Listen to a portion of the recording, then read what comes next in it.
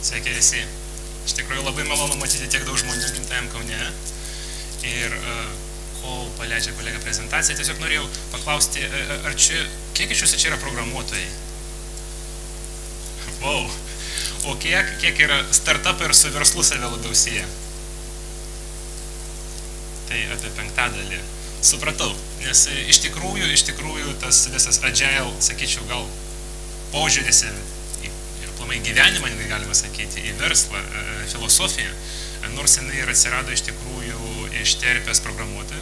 Žinau, kas iš viso žino, kas yra agile? Super, nes kartais aš tiesiog pradedu tokių kalibracinių klausimų, kartais šneki, ypač būna su studentais ir kartais supranti, kad ten kažkokią kategoriją reikia iš tikrųjų paaiškinti. Bet iš tikrųjų, ką aš noriu pasakyti, kad prasidėjo visa filosofija nuo paprasto fakto, tokio pastebėjimo programuotojų apie gyvenimą, kad dalykai yra neprognozuojami. Ir iš tikrųjų norėjau pradėti su tokia labai įdomia knyga, kurią perskaičiau Nasibo Talebo Juodoji gulbė. Iš karto įspėjau, tai nieko bendro neturi su filmu Juodoji gulbė. Jeigu taip pagalvojate, iš karto apie tą šnekėsiu. Kiek iš jūsų esat gal skaitę ar girdėję apie šitą knygą? Mažai. Tai aš tikrai norėčiau nuoširdžiai parekomenduoti, nes jeigu jūs domitės agile, tokia plačiaja prasme, netgi sakyčiau gyvenimo filosofinė prasme, daug plačiau už tiesiog programavimo ir darbus, tai tada tikrai rekomenduočiau šitą knygą kaip numeris 1, nes jos tezė, jinai parašyta yra New Yorko brokerio, finansisto, labai sėkmingo, kaip pasirodė vėliau, kuris pradirbo Wall Street'e apie 15 metų ir padarė paprastą banalią išvadą, kad niekas New York'e nesupranta Wall Street'e, kas vyksta ekonomikai, kaip tos akcijos kyla parduoda, kodėl jų tokie kursai, ką ten vaidina iš save visi brokeriai, bandydami nuspėti, kad ten išeinant iš nedarbingumo lygio ir pranešimo Obamos apie bendro pasaulio ekonomiką, ką reikia daryti, pirkti, parduoti, kad tai yra visas nonsensas. Kad žmogui neduota suprasti, kas vyks už pusmečių, visiškai neduota žinoti, kas vyks už 2 metų ir kad iš esmės politikai, brokeriai, bankininkai, kartais finansininkai iš esmės tiesiog vaidina, kad supranta, kad pasaulyje kažkur tai vyksta pagal tam tikrus žinomus dėsnius. Taigi, iš tikrųjų, taip pakankamai glaučiai iš tikrųjų siejo tą visą agile, neprognozuojamumą su gyvenimu ir verslu ir jo tezės yra tokias labai paprastos tos knygos. Reiškia, pirmas dalykas, tu iš principo nežinai, ko nežinai. Gerai, kad tu žinai, ko nežinai, tai tada bent jau gali pridėti pastangas ir išmokti. Bet dažniausiai gyvenime aplinkui tiek yra daug visokiausių dalykų, kad tu žinai vos tiek, o veiksmų yra tiek ir dabar daryti prielaidą, kad tu žinai, kas vyks, turint omeny, kad tu žinai gabaliuką, iš tikrųjų yra, kaip minim, naivu. Gal netgi kartais ties riba su kvailumu. Antra jo tezė yra, kad yra labai mažai tikėtini reiškiniai, kurių paprastai žmogus neįvertina. Pavyzdžiui, kokia tikimybė, kad ten išėjus man ten iš gatvės žaibuos ir kažkas atsitiks ar man, ar ten automobilio, ar dar kažkur, tai mažai labai tikimybė. Ir žmonės dažniausiai to neįvertina. Nors iš kitos pusės, jeigu tai pažiūrėti į pasaulio istoriją, bet kokią atskirą verslą, bet kokią atskirą žmogaus gyvenimą, tai būtų tokių žiauriai retų įvykių tikimybė, nors ir maža, bet jų gali būti be galo daug, nes yra žaibas, yra ten ryklys, yra dar kažkas, tai jos visus susumavus, jų visuminis poveikis yra daug stipresnis negu prognozuojamų veiksmų. Iš esmės ir čia ir kilo tas Black Swan, nes Black Swanas iliustruoja tuo, kad iki tam tikro momento žmonės manė, kad nebūna juodųjų gulbių. Ir kažkur tai Australijoje kažkokį tai laiku atrado ir tai buvo labai mažai tikėtinas reiškinys. Ir iš tikrųjų pakeitė žmonių požiūrį. Tai man irgi labai patiko tokia Nasibas metafora gyvenimo. Papasakoja, sako, reiškia, kalėdų žąsys 24 gruodžio neturėjo jokio pagrindo tikėti, kad būtent šią dieną jį paims žmonės ir suvalgys, nes visą gyvenimą su juo elgėsi kitaip. Maitino ten, augino ten kažkur ten. Ir kai viskas gyvenime, sako, viskas klojasi taip, tikimybė tą dieną, kad o dabar, reiškia, žmogus pasisuks ir man ten galvą nupjaus, yra ant tiek maža, kad jis iš to neišeina, bet dažniausiai tokie įvykiai keičia visų gyvenimą. Iš tikrųjų, tai skamba truputėlį keistai, bet jeigu pagalvosite apie savo gyvenimą, iš tikrųjų, kokį poveikį jums turėjo vienetiniai ir reti įvykiai. Kažką sutikau, kažką pasakė ir mano gyvenimas pasisuko. Ten kažkas įvyko, vėlgi kompanijos gal lygmenį, tam pačiam, žinai, Google ar Facebook ar dar kažkur, tai visada galima atsekti vienetinius įvykius, kurių tikimybė yra žiauriai maža, bet kuriem įvykus iš tikrųjų vyksta kardinaliai pokyčiai, o jeigu taip yra, jeigu iš tikrųjų gyvenimas atrodo daugiau priklausomas nuo tokių retų išskirtinių, bet labai stiprių įvykių, tai tada kaip tu gali prognozuoti? Nes tu gali prognozuoti tik tai matomus dalykus, tos apie kuriuos žinai. Antras iš tikrųjų momentas, jo, kaip iliustracija ir įrodymas, kodėl dalykus neįmanoma prognozuoti, tai yra tai vadinamas paklaidos dauginimosi efektas. Programuotojai sėdė, tai gal matematikai irgi. Kas žino apie paklaidos dauginimosi efektą, kas tai yra? Tokia iliustracija įdomu, jisai va toj knygoj praveda, man tiesiog pribloškė, aš po to bandžiau surasti įrodymą, iš tikrųjų taip yra, bet įsivaizduokite biliardo stalą. Pūlo stalą jisai, biliardas dar sudėtingesnis, pūlas paprastesnis. Reiškia, jisai sako, jeigu jūs norite išskaičiuoti kamuoliuko padėtį milimetro tikslumu po pirmo smūgio, tai šiaip vidutinio, sakysime, vadovėlio fizikos užtenka, nes tau reikia padauginti masę iš pagreičio, iš impulso, reiškia, išskaičiuoti padėtį ir tai iš esmės kiekvienas kompiuterinis žaidimas ir programuotojas tą padaro banaliai per keletą lygčių. Dabar be abejo, po kiekvieno smūgio paklaida dauginasi, nes kamuoliukas nuridena ten 0,00 mm čia arba čia. Ir jeigu tu nori išskaičiuoti tiksliai milimetro tikslumo kamuoliukų padėtį po 9 smūgių, tai reikia jau įvertinti gravitacinį lauką šalia esančių žmonių.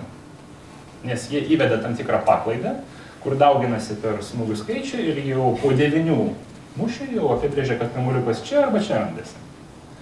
Dabar jeigu tu nori išskaičiuoti tiksliai kamuoliukų padėtį po 42 smūgių, tau reikia įvertinti gravitacinį lauką kiekvienos visatos dalelytės. Kitaip tu neišskaičiuosi milimetro tikslumą. Ir jisai realiai fiziškai, matematiškai rodo, kad jeigu drugelis nuskrenda Indijoje nuo gėlės A variantas čia, B variantas čia, tai va tas drugelio pasirinkimas gali po 2 metų turėti pasekmę tokią, kad arba bus, arba nebus uraganas Niujorke. Iš tikrųjų, tie, kurie iš visų žino tą Ray Bradbury filmą apie drugelį ir prezidento rinkimus, tai iš tikrųjų nereikia 100 milijonų metų, pakanka 2 metų, kad drugelio pasirinkimas įtakotų arba buvimą, arba nebuvimą uragano, kuris gali vėlgi arba pakeisti, arba nepakeisti 10 milijonų žmonių gyvenimus. Tai tada iš tikrųjų jisai įveda tokią metaforą, sako, jeigu iš tikrųjų ta paklaida taip dauginasi, tai iš tikrųjų, kai Obama išeina ir sako, nedarbo lygis yra 5,4%. Jeigu iš tikrųjų jisai suklydo ir tai yra 5,40006, sako, visi mūsų matematiniai paskaičiavimai apie tą bendrą vidinį produktą, mūsų valiutos kursą, konkurencingumą ir visą kitą galima tiesiog išmesti iš šiukšlių dėžę. Nes per keletą iteracijų tai prives prie visiškai kito rezultato. Ir iš tikrųjų taip yra. Iš tikrųjų, kai pažiūri, kiek maži dalykai kaupiasi ir veda prie žiauriai skirtingų rezultatų, tai supranti, kad prognozuoti jų, bandant tiesiog atsisėdus, turėti, bent jau aš baigiau ekonomiką, tai mane mokino kaip ekonominiam formuliam bandyti nupiešti ateitį, reiškia, ten įdėdi ten nedarbo lygį, paklausą, ten dar kažką tai agreguotą. Ir tada sakai, vat, už 5 metų mūsų šalis bus va čia, už 10 čia ir tą kreivę išpaišai, iš esmės va tokių pamastymų bazinių, sakysime, iš tikrųjų pakanka, kad daryti ilgalaikės išvadas apie strategiją, kur ką reikia daryti, bet tai yra visas nonsensas. Ir vėlgi geriausia iš visų šaltinių žinių tą iliustruoja būtent šitą knygą, kam įdomu, tikrai nuoširdžiai rekomenduočiau paskaityti. Taigi, pirmas dalykas, ką reikia prisiminti, iš principo suprantant, bandant suprasti tą visą agile filosofiją, kad dalykai nėra prognozuojami. Kas jums pasakytų, kad aš galiu nuspėti, kaip kas atrodys rytoj poryt, tai yra nonsensas. Iš tikrųjų to neįmanoma, aš to netikiu ir tiesiog reikia laukti įvairių dalykų, būti pasiruošusiam negu planuoti. Greitis, realus laiko sprendimai. Čia yra antras mūsų sakysime, gyvenimo arba to agile filosofijos principo dalis. Siejasi su to, kad jeigu anksčiau niekas negalėjo žinoti, kas vyksta, bet jau tu turėjai laiko apsižvalgyti ir suprasti, kas vyksta, nes visi reagavo lėtai. Dabar dėja taip nėra. Aplinka keičiasi ir pokyčiai ateina tiek greitai, kad arba tu susigaudai momentaliai, kas vyksta, ir tada atitinkami keiti savo strategiją, arba tu tiesiog nespėjai. Ką tu šiandien žinai, tas nebeaktualu rytoj. Čia kartais irgi iliustruoju, kad šnekant apie mokslą, apie studijas, man teko gauti egzaminų, reiškia, klausimus anais metais vieno iš Lietuvos universiteto, informatikos fakulteto, Ir ten, reiškia, buvo klausimas, kiek talpos turi 3,4 colio diskelis variantas A. Ten 360 KB, variantas B 720, variantas C 1,2 mego, 1,44. Ir tai buvo anų metų, 2013 metų klausimas. Kas iš jūsų iš viso prisimena diskelis, man tiesiog smalsu.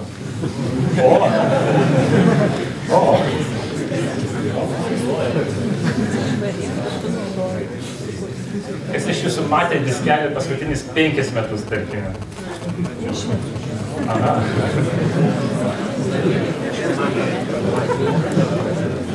O įrašinėjau į diskelį per 5 metus.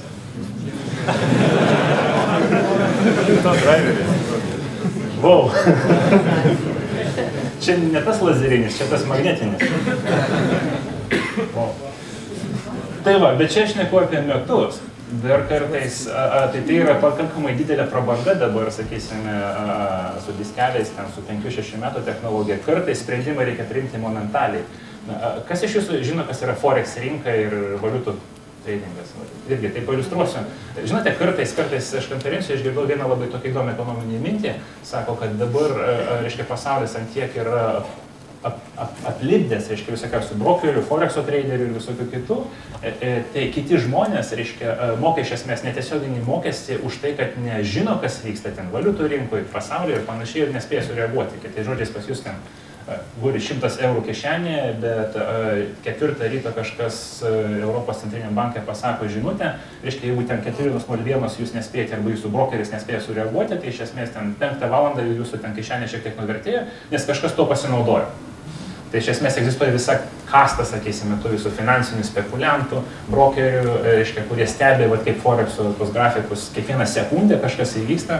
Ir, reiškia, jeigu jie sugeba greitai per minutę pasiimti, pakoreguoti savo pozicijas, tada jie iš esmės bent jau išsaugo savo pinigus, visi kiti įmonės žmonės, reiškia, valstybės, valiutų turėtojai, akcijų turėtojai, iš esmės netiesiogiai nukenčia.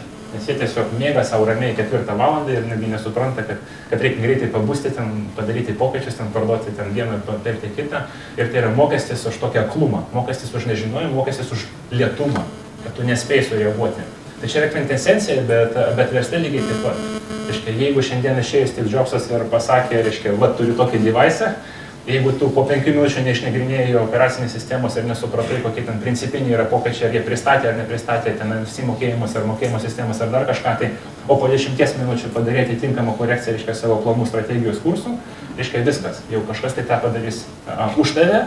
Ir tada tu gali tuos senuojų kursų sekti, kur nori, kaip nori, bet jau ateitis randasi čia. Ir iš tikrųjų reakcija yra vis greitesnė. Ir kas iš tikrųjų dar svarbiau netgi už tą, sakysime, greitį, tai yra, kad tie pokyčiai ne tik tai yra greitis, bet jie yra kokybiški, kokybiniai, ne kiekybiniai. Tai žodžiais ten, jeigu tu orientuojasi, kad nedarbo lygis yra 5,4, sakai, reiškia, ir iš to išeinant tvarkai savo strategiją, nedarbo lygis ten iš tikrųjų pasirodo 5,6, arba ten tikėsi parduoti ten 20 apelsinų, pardavai 21, tai yra dar pusė velnio, nes tu gali, sakysime, susigaudyti, suvaldyti tą riziką. Bet jeigu pasirodo, kad tu parduodi ne 21 ar ten 20 apelsinų, o pasirodo, kad paklausa ryte pasikeitė, ten laikraštis parašė straipsnį apie tai, kad apelsinai žudo ir vartotojai iš principo atsisako pirkti jau tavo ryte apelsinus, tai jeigu tu ryte 7 ryto neperskaitai to straipsnio, reiškia, nenukreipti tos apelsinus kitur, tai viskas, jau gali, sakysime, visą tą savo krovinį krauti velniop, nes jau tai nebeaktualu. Tai iš tikrųjų pokyčiai ne tik greiti, bet ir jie yra kokybiniai. Taigi reakcija ne tik tai pakoreguoti sandėlį truputėlį, bet kartais reakcija teisingai yra visiškai atsisakyti, sakysime, vienos prekių rūšies, mainais į kitą, tai yra visiškai pakeisti savo produktą, savo požiūrį. Ir dar be abejo, kas turi labai aukštą reikšmę, kad pasaulis toliau juda link aštresnės konkurencijos. Ir jeigu anksčiau vėlgi tu galėjai sureaguoti šiandien, galėjai vakare, nes iš esmės niekas kito nedarė, ką tu darai, dabar pelningiausios, įdomiausios rytis yra tankiai užimtos ir vėlgi, jeigu tu nespėjai reaguoti, tai tada padaro kažkas kitas, tada tu randi save labai, sakysim, blogai padėti. Irgi labai gera iliustracija, nežinau, kas iš jūsų sekė ar ne, Nokijos istorija, tokia pakankamai įdomi, linksmi, bet tuo pačiu ir... Ar girdisi dabar gerai? ir liūdna, nes ta kompanija sugebėjo sukurti iš pradžių mažoj Suomijai be galo daug vertės, tapti 4 brangiausių pasaulio brandų, lygiai taip pat jį prarasti. Kai kurie iš jūsų gal žino, Microsoftas galiausiai priėmė sprendimą iš viso uždaryti Nokia kaip brandą, reiškia perbrandinti visus Windowsinius Nokios telefonus ir panašiai. Taigi daugelis analitikų mano, kad tiesiog banaliai jie nespėjo sureaguoti į žaibiškai augančią smartfonų paklausą. Bet jie tikėjosi, kad žmonės neįveiks tokių kainų barjerų, kad tai bus nišinis dar ilgalaikio produktas, kad vis dėlto masė naudos jų pigius Nokia telefonus, iš tikrųjų taip nebuvo. Įdomi, tarp kitko, kad visa Nokia kilo būtent iš to, kad jie pastatė būtent ant daug greitesnį telefonų augimo, negu kiti manė. Sakysime, irgi daugelis analitikų pripažįsta, kad tuo metu, kai visi grandai, Hewlett Packard ir visi kiti prognozavo, kad augimas metinis telefonų mobilių sieks vos 15%, Nokia, reiškia, visas gamyklas ir visa logistika statė išimti iš 30%, tai yra dvigubai daugiau negu visi kiti galvojo. Gyvenimas parodė, kad augimas buvo 90%. Tai tiesiog daugelis analitikų sutinka, kad Nokia išaugo ne dėl to, kad produktas geras ar dar kažką tai banaliai, tiesiog pastatė labai daug fabrikų, kurie tiesiog sugebėjo laiku pagaminti tiek telefonų, kokia buvo paklausa. Tai įdomu, kad ironiška, kad būtent tokia kompanija, kurie vienu metu išvelgė tą trendą ir aplenkė kitus, lygiai taip pat lengvai jį prarado, nes nebeižvelgė, kur visi tie mobilius telefonai juda. Taigi, tai gali atsitikti su 4 didžiausių pasaulio brandų, kuris tiesiog išnyksta. Grįžtamasis ryšys ir greitai evoliucija. Čia yra kita įdomi aplinkybė, kuri iš tikrųjų jau arčiau gal jūsų, matau čia, žinai, bando iš karto išvelgti, kas ten grafika, čia tiesiog paėmė Google Analytikos kažkiek, tai man atrodo. Bet ką aš noriu pailiustruoti, kad anksčiau iš tikrųjų planavimas, vėlgi, čia ne tik tai šneku apie programavimą, čia šneku apie gyvenimą, verslo strategiją, buvo pakankamai ilgalaikės. Ir iš tikrųjų, tu sakei, žinote, aš darysiu taip, po to darysiu taip, po to darysiu taip. Metų pabaigoje ateina mano ataskaita, kaip mano pirkėjai reaguoja į mano produktą ir tada, reiškia, aš darau korekciją kitiems metams. Iš tikrųjų dabar viskas vyksta į momentinį ryšį su vartotoju. Kiekvieną sekundę tu žinai, kuris vartotojas kiek ilgai, kaip naudoja tavo produktą ir iš esmės sprendimai apie ką daryti toliau darai netgi sekančią sekundę, o labai dažnai, ypač jūsų srity, programavimo srity, reiškia, tie sprendimai yra vos neautomatizuoti. Daugelis jūsų žino greičiausiai, kas yra ten bucket testai, AB testai, greičiausiai. Reiškia, kai tu įkoduoji iš karto į produktą keletą potencialių evoliucinių kelių, reiškia, kad jisai ten ilgiau rodo mygtuką ar trumpiau. Ar būtent išmeta, reiškia, langą pirkti tavo virtualų kardą prieš kovą, kai tavo reikia, ar po kovos, kai tave nugalėjo ir tavo reikia atkeršyti. Reiškia, tai iš karto įkoduoja įvairius scenarijus ir produktas pats matuoja. Reiškia, 100 klientų paduoda vienodą produktą, mato, kaip jie reaguoja, reiškia, momentaliai keičia savo evoliucinę kryptį, reiškia, eina kita kryptim, išskaičiuoja, reiškia, ir tai vis ten tiek greitai, kad netgi žmogus nesugeba to matyti. Šiaip įdomus faktas, kad be abejo labai daug iš jūsų greičiausiai arba bent jau domisi arba dalyvauja žaidimų rinkoje. Taigi jeigu anksčiau iš tikrųjų žaidimai buvo paišomi scenaristų, dizainerių, programuotojų, dabar sėkmingi žaidimai iš tikrųjų apie pusę savo darbuotojų turi analitikui. Čia yra labai rimtas rodiklis. Tokios kompanijos kaip Game Insight, be abejo žinoma, turi apie virš 100 žmonių, kurie tiesiog matuoja, kruopščiai skaičiuoja. Reiškia, tu tą namelį pastatėjai, reiškia, ir ar tiek jam ten reikia resursų, 2 žmogeliukus ten 3 minutės, ar 3 žmogeliukai 4 minutės, kuo greičiau, kad įvertinti tą ir nuspręsti, ar tą mokėjimo mygtuką, ar čia mesti, ar šiek tiek vėliau. Taigi, tas grįžtamasis ryšys yra realaus laiko. Ir be abejo, kai tu išeini, reiškia, savo sekantį žingsnį, sakai, mano sekantį minutę, netgi kaip produktas atrodys, priklauso nuo to, kaip suveikia ta masė žmonių, tai tu iš principo negali kažką tai ilgalaikį planuoti. Tu privalai reaguoti į pokyčius, o ne planuoti iš karto. Taigi, tas yra kuo toliau, tai tuo, reiškia, kruopščiau visi bando suprasti, kaip vartotojai elgiasi. Reiškia, tai veda irgi prie tokių gretutinių išeičių, kaip Big Data Analysis, be abejo girdėjote, kai viskas kaupėsi be galo didelėse duombazėse. Prisimenu, pas mus, reiškia, kai mes įvedėm vieną tokią analitiką, pas save technikas sakė, technikas, kad mes per dieną pradėjom kaupti virš 5 petabaitų informacijos per dieną, kažkas tokio, tos eilės. Ir supratau, kad tai yra beprotiškai daug. tais diskeliais sunkiai pamatuojama, bet tu tikrai žinai, mes žinome kiekvieną sekundę, reiškia, kiek ten minučių sekundžių žmogus paleidžia ten, tarkim, Facebooką ar dar kažką, tai padeda telefoną, kiek vidutiniškai naudojasi, reiškia, kiek reklamą pamato, kokio dydžio, kaip reaguoja ir panašiai, tai visą tiesiog kaupi. Ir tada tikėsi, kad tas machine learning, tai yra pats kompas bandys tam tikrus dėsnius iš to išvesti, nes jau žmogus nebegreitas pakankamai, nebeprotingas, kad tos, sakysime, ryšius suvokti. Bet vėlgi visą tai veda truputėlį prie to, kad tu nebegali sau leisti matyti į priekį per ilgai, nes tie pokyčiai vyksta dabar realiam laikė, tu juos matuoji ir vėlgi ar tu momentaliai darai sprendimą, arba tu nelabai gali iš principo kažką daryti.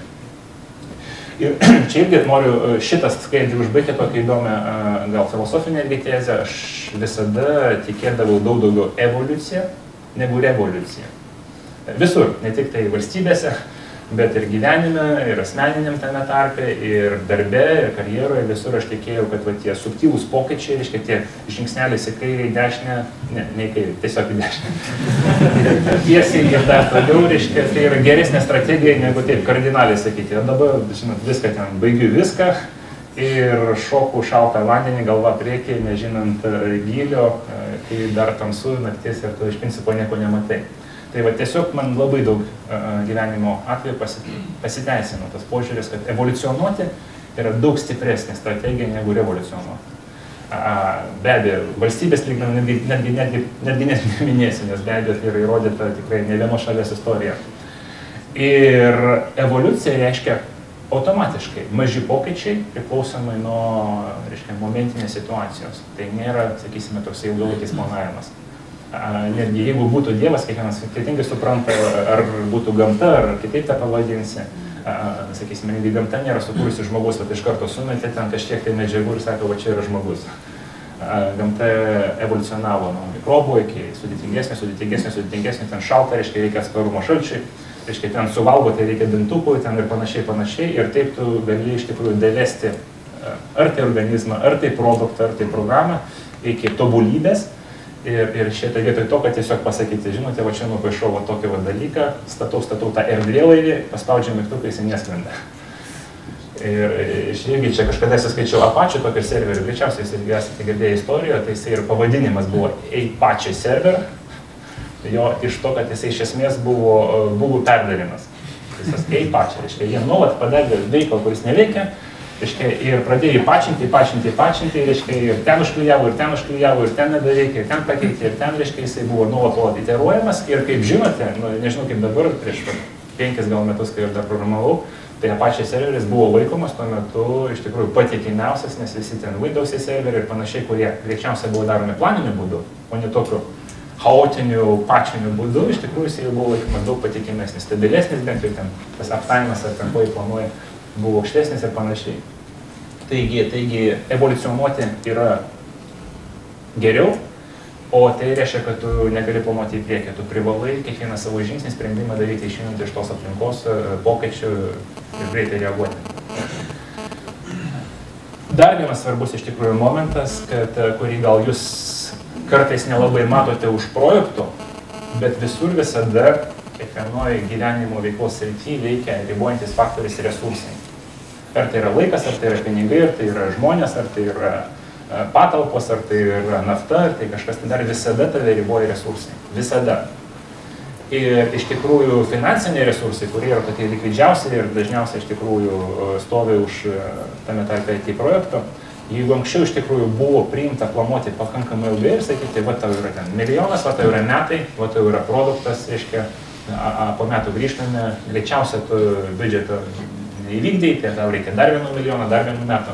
Ir tada po 3-4, sakysime, metų tu greičiausiai tą projektą pristatinėdavai, dabar netaip nebūna. Žiauriai retai, ypač programavime, dabar biudžetai yra fiksuojami iki pat projekto pabaigos. Dabar tai jau yra retenybė. Dažniausiai, kaip aš esu susidūręs, reiškia, projektai yra finansuojami etapais, kitai žodžiais tau pasakoma, va čia yra pirmi 10 mm, juos reikia nueiti, tau yra 100 litų, kad juos nueiti. Reiškia, taip mes iš tikrųjų ruošiamės, kad visas projektas kainuos tiek ir iš tikrųjų matome tokią galimybę. Bet sekantį 100 litų tau pasidarys prieinami tik tai, kad va šitos, reiškia, pirmą kelio ruožą įveiksi ir įrodysi, kad vykti pagal planą. Taigi iš tikrųjų, o kadangi, nežinau kaip jum, man tai planus vykdyti niekad nesisekdavo, nes iš tikrųjų vyksta kažkoks tai reiškinys, kurį tu nenamatai ir viskas vyksta visai kitaip, tai vienintelis, sakysime, kelias galiausiai įsisavinti tą biudžetą, jeigu tu to nori, tai yra iš tikrųjų daryti korekcijas realiam laike. Šiandien išleidai ten $3, padarai produktą, kuris veikia ne visai kitaip, reiškia padarai korekciją, tada tik tai tau prieinami pasidaro sekantis $3 ir panašiai taip judė. Iš tikrųjų, tai yra efektyvesnis finansavimo požiūrių be abejo būdas, nes tu labai greitai ir labai anksti reaguoji į kažkokius tai netikėtumus ir tada gali apsaugoti didžiąją biudžeto dalį nuo tokio investicijų išmetimo, jeigu iš tikrųjų kažkas vyksta ne taip. Iš tikrųjų, tiem, kurie kitoj barikado pusėje, kurie gyvena iš tų biudžetų, ar tai užsakymas, ar tai valstybinis, ar tai, reiškia, rizikos kapitalų pačio startupo finansavimas, tai jiem pasidaro vis sunkiau, nes iš tikrųjų jau baigėsi laikai, kai tiesiog apsikrauni pinigais ir metus daryk, ką nori. Reiškia, ne, kiekvieną rytą privalai įrodinėti iš esmės, kad ką tu darai yra teisinga, kad viskas veikia, vartotojai prognozuojamai reaguoja, jeigu ne, tai tada kokius pokyčius reikia daryti ir taip tada judėti. Iš tikrųjų, tai ne tik liečia pačio projekto finansavimą, tai liečia tuo pačiu ir vidinį, sakysime, finansavimą įvairių sričių. Tame tarpe tokios svarbos, pavyzdžiui, kaip rinkodara, ten viešieji ryšiai ir panašiai. Jeigu anksčiau būdavo dažniausia rinkodaros vadas, sako, tai yra mėnesinis biudžetas ten tiek, turime tam tikras reklamos terpes ir komunikacijos kanalus ir galite su jais dirbti, nevelnio. Dabar tie, kurie iš tikrųjų dirba glaudžiai su naujom reklamos priemonėm, kaip Facebook, Google ir panašiai, žino, kad realiai tu kiekvieną $1 seki, kad tu bandai matuoti savo gražą. Reiškia, yra pastatyta netgi tokie dalykai kaip real-time bidding ir platformas, kurie realiam laike iš tikrųjų matuoja, kad šitas centas išleistas ten žmogui, kuris paklikino čia, nuėjo čia, reiškia, nupirko, nenupirko tavo produktą. Jeigu nupirko, tai automatiškai šiek tiek didinamas išlaidų, sakysime, kiekis šitam kanale. Nedaug dievė, konversija pradėjo kristi ten 10 val. Ryte, momentaliai biudžetas uždaromas ir panašiai. Taigi tu ne tik tai, sakysime, save finansuoji savo projektą tokiais, sakysime, žingsneliais, bet tu labai kruopščiai seki visus išorinius resursus, kur ir kaip jie yra naudojami.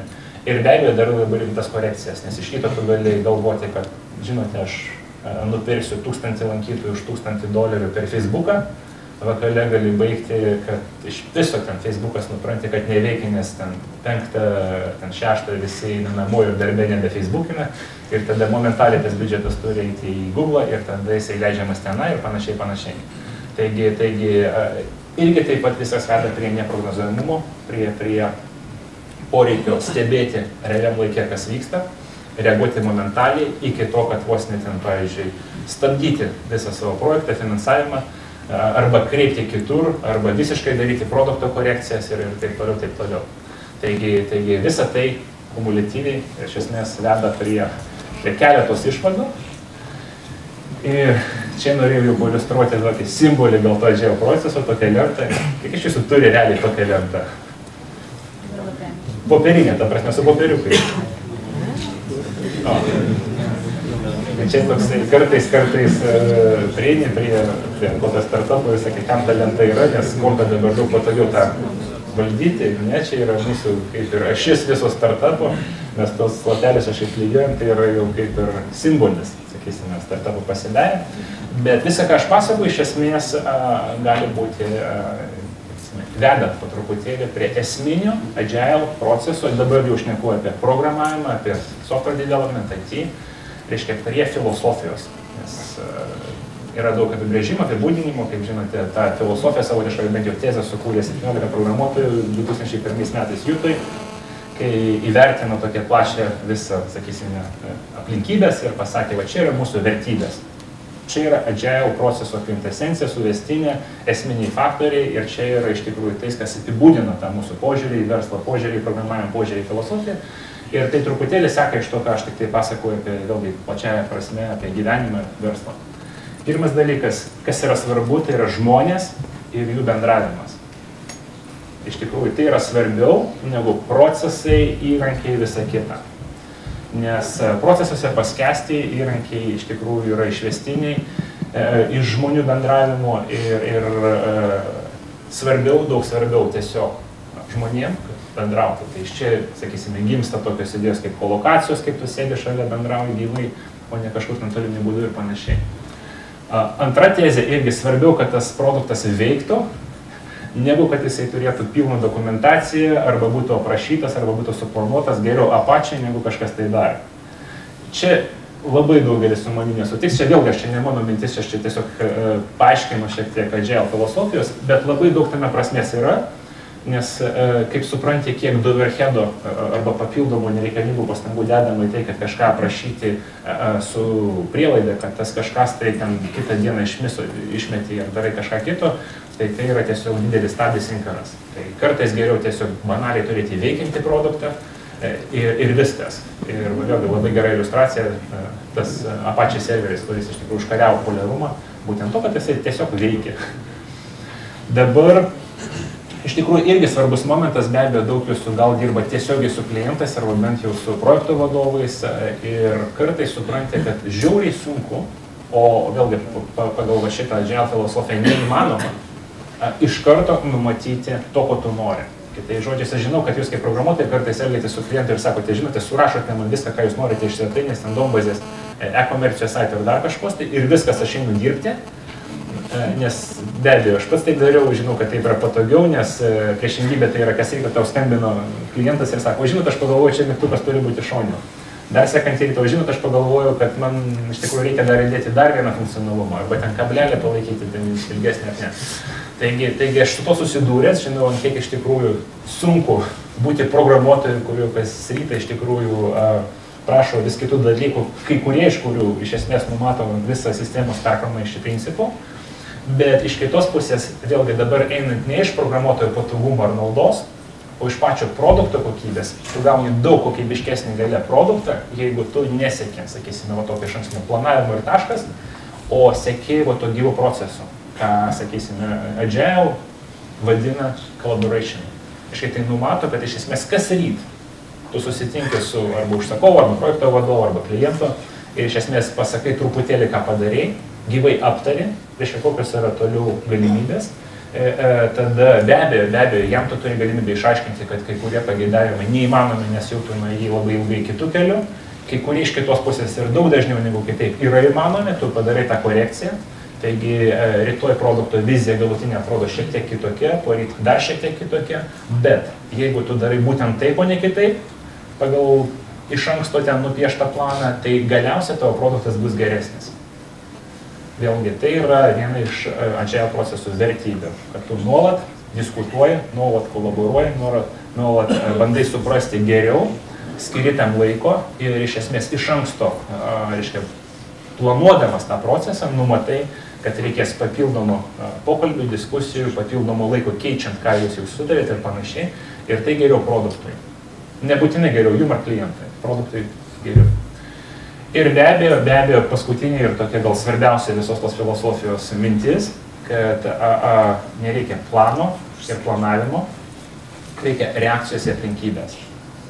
Ir čia, nori, nenori, aš kaip vėlgi ekonomistas momentaliai man rezonuoja su planinė ekonomika ir rinkos ekonomika ir galiu labai daug paralelių ir metaforų vesti čia, nes be abejo, žinote, planinė ekonomika būtent to buvo pastatyta, kad mes prognozuojame, kad mums reikės 10 500 batų šitam miestui per šitą laikotarpį, dėl to statome fabriką, kuris sugeba pagaminti tos 10 500 batų, dėl to statome planą direktoriui to fabriko, jisai numeta žemiau ir mes tai planuojame visą savo ūkį ir ekonomiką.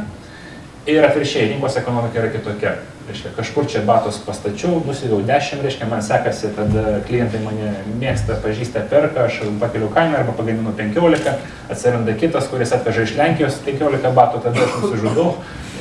Verslo prasme.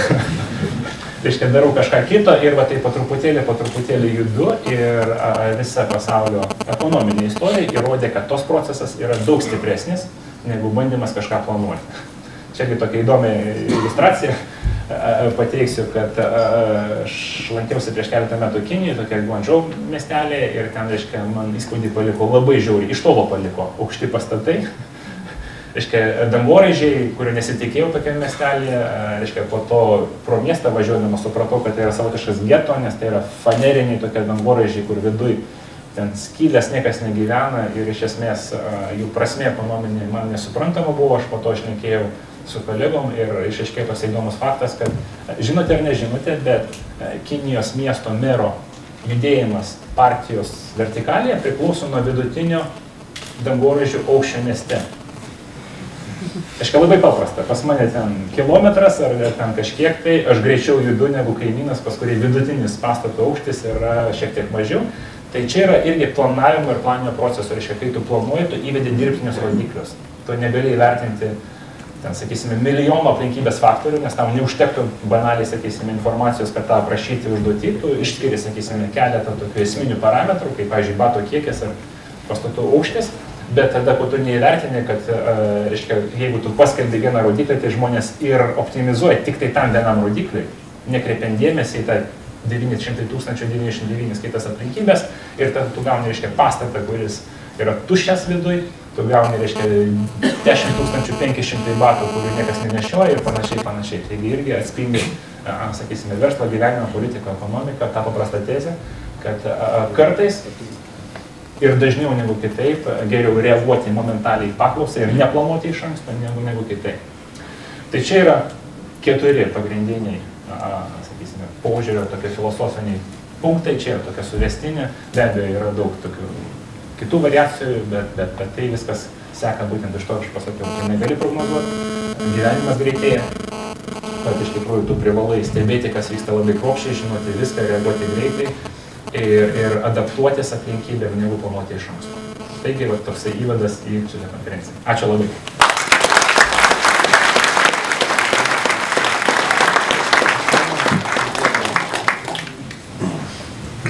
Gal turite klausimų kas nors? Kelias yra. Gal 5 minutės turim kažkas, ne? Tai prašau. Atrodo, tas planavimo procesas pasisįmonė, kas liečia verslo vystymą. Pavyzdžiui, kad yra naujas projektas, ar ne, yra nauja komanda. Tai, sakykime, konkrečiai planuojate, kiek į priekį, ką paliekate džiavį. Ir kokios priemonės, sakykime, KPIs ar kažko vertinti, pavyzdžiui, kažko. Tai čia būtent business developmente. Jo. Tai šiaip business developmente pirmas dalykas, jisai kaip ir sales ir pardavimai, jisai privalo būti pririštas prie rezultatų. Tai čia yra faktas, kaip blynas. Reiškia, irgi gal pailiustruosiu, kaip mes pasamdėme mano pirmąjį verslo vystymo vadą, reiškia, aš prisimenu jo pokalbį su savo pavaldiniais, kurie turėjo, reiškia, pirmadienius skambučius.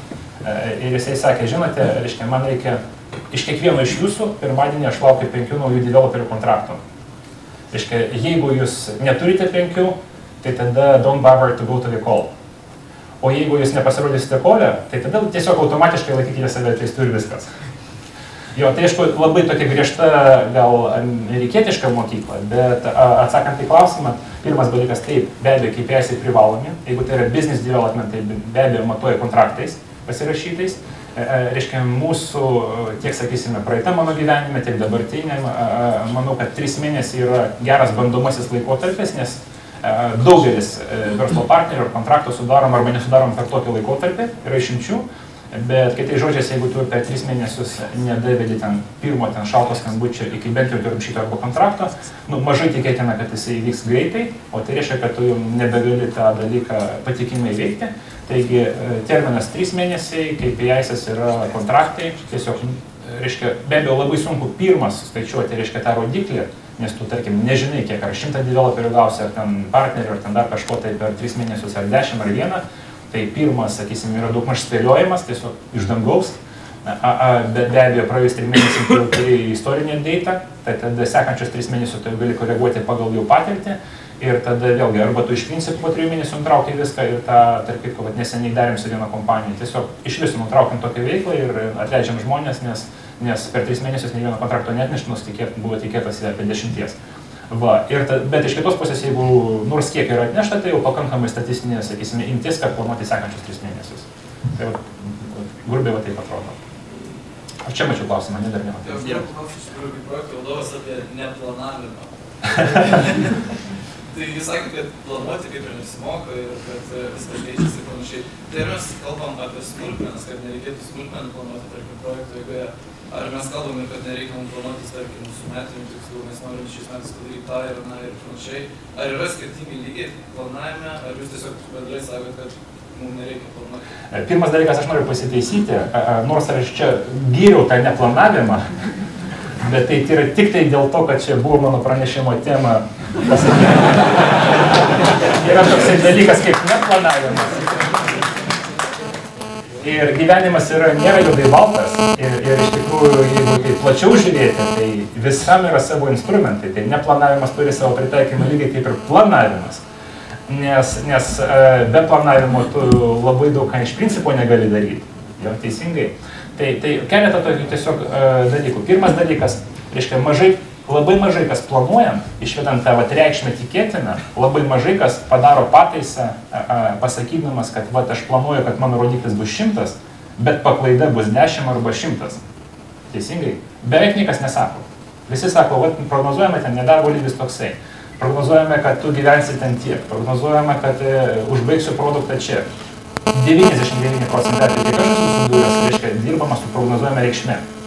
Labai mažai kas pasako, žinote, bus 99, bet paklaida yra 13 ir dar toliau, paklaidos tikimybė yra 15. Ir taip toliau.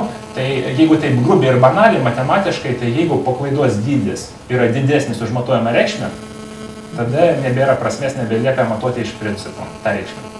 Tai yra, sakysime, tokia gal būtinė gyvenimo taisyklė. Tu bandai įvertinti, kiek tiksliai tu gali tą suprognozuoti. Atsakymas yra taip, tiksliai 100%. Darau prielaidą, kad Lietuvoje ten rytoj nebus minus 30 arba plus 30. Maža tikimybė. Tai tą galime išmesti. Bet jeigu iš tikrųjų matai, kad tu išvedi vidurkį, bet variacija yra žiauriai aukšta, tai tada gal sakai, geriau aš pažiūrėsiu, kaip bus ir tada veiksiu. Kitas dalykas, irgi filosofinis, planavimo reikšmė nebūtinai žinoti tą reikšmę, tai yra kartais nustatyti kryptį. Ir čia aš labai ilgai prisimenu, ginčiausi su savo pardavimų vadu, sakau, kaip tu gali prognozuoti pardavimus va tiek ir tiek, nes variacija yra va tokia. Daug didesnė už tavo prognozuojamą lygį, tai teisingiau sakyti nuo 0 iki 100 milijonų, negu sakyti ten 1. Jisai sako, žinote, pala. Ne esmė tame, kad pasakyti skaičių, esmė tame, kad nustatyti kryptį. Nes tuo pačiu tu komunikuoji iš esmės visiems aplinkui, kur tu bent jau eini. Ir nesvarbu, tu pasieksi 1 ar 10 ar 100, aišku, jeigu yra galimybė siekti 100, tu sieksi to 100, jeigu nėra, tai sieksi, reiškia, 1, bet bent jau tu visiems pasakai, aš matuoju čia, tarkim, pardavimai ar kontraktai ar dar kažkas, tai man yra svarbiausias rodiklis ir bent jau tu komunikuoji kryptį, tai tos krypties komunikacija yra neatskiriamoji, kartais nesuvokiama irgi, bet labai svarbi tų pačių KPI rodiklių planavimo dalis. Taigi, tokie du tiesiog momentai.